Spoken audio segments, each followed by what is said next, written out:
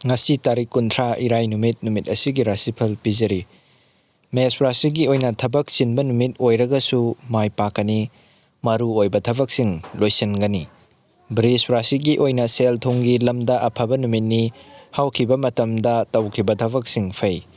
Mithun rasigi oina thabak tawba hona jabada thajaba hengalakani.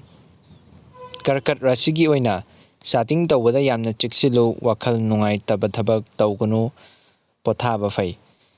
Singha rasigi oina luchingba oibagi manga leiba numitni anauba thabakki anauba thaudang phangani.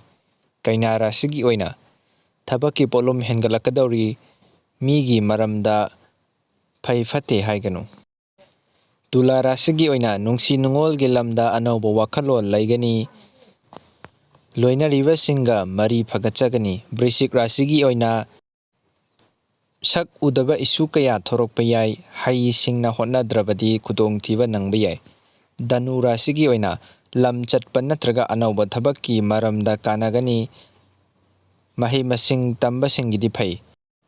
Maka rasigi oina sel thongi lambi hena phagacharagani nathak thongba singa nahaki thabakta penbigani. Kumbha rasigi oina artist sing amasung oza singi oina afaba numitni nungaiba pauktai. Minna rasigi oina pukning nungsiba wakal nungaitaba hengalakani mingolda thajaba thamganu.